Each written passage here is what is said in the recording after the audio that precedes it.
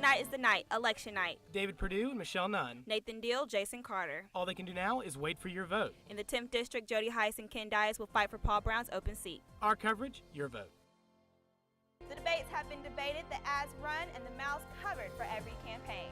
The candidates have traveled all over the state of Georgia by air and on the ground, and today is the day that decides their fate. I'm Jordan Lee. And I'm Brianna Belser. Grady News Source has been following the election process since August, bringing you campaigning from all three races. One of the biggest questions is if the race will be decided tonight or if there'll have to be a runoff. Welcome to Election Night 2014 at Grady News Source.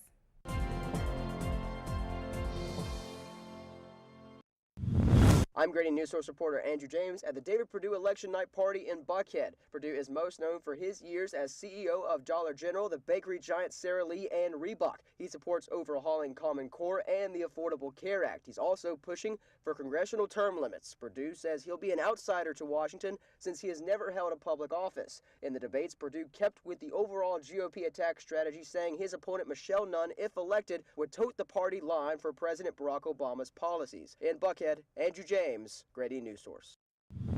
I'm Joy Ripley, and I'm covering Georgia's Democratic U.S. Senate candidate Michelle Nunn here at the Hyatt Regency in Atlanta. Nunn helped found Hands On Atlanta and later became the CEO of former President George H.W. Bush's organization, Points of Light. Once elected, Nunn hopes to simplify the tax code, helping families and small businesses, institute equal pay for equal work with a focus on women and elders, and raise the minimum wage, making sure wages keep up with inflation. Nunn's positive outlook combined with her bipartisan solutions have earned her support from moderates. In Atlanta, Joey Ripley, Grady News Source.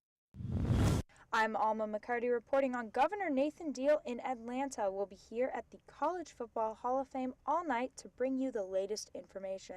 The governor has built his platform on job creation, education, and criminal justice reform, saying in his closing ad, "While they can be second-guessed, I've made the hard decisions." Besides these key issues, Deal supports the legalization of medical marijuana, gun rights, and opposes gay marriage. I'm Alma McCarty in Atlanta.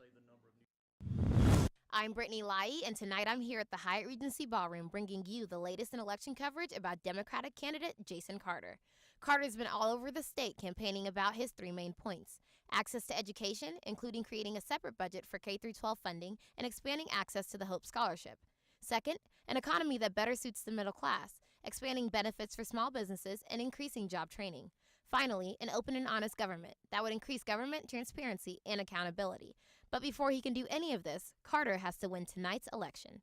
Brittany Lai, Grady News Source. I'm reporter Brianna Watts, and I'll be covering Republican nominee for Georgia's 10th District, Jody Heiss. We are set up at the local elections facility on Lexington Road, and we'll be bringing you the latest information. He served as pastor in several northeast Georgia counties, and his main goals in office will be to repeal the Affordable Care Act and limit the government. He supports economic growth and favors religious freedom. He's also a member of the NRA and an advocate of the Second Amendment rights to keep and bear arms. Brianna Watts, Athens Local Elections Facility. I'm reporter Ashley Jetton, and I'll be covering Democratic candidate Ken Dias all night. Right now, I'm at election headquarters where people are keeping an eye on the election results. I want to give you a quick snapshot on Dias. He stands by the Affordable Care Act and believes it's important for everyone to have access to health care. He also believes an increase in the minimum wage is long overdue. He supports raising it to $10.10. Dias also thinks veterans are extremely important and should always have access to prompt medical care. Reporting from election headquarters, I'm Ashley Jetton.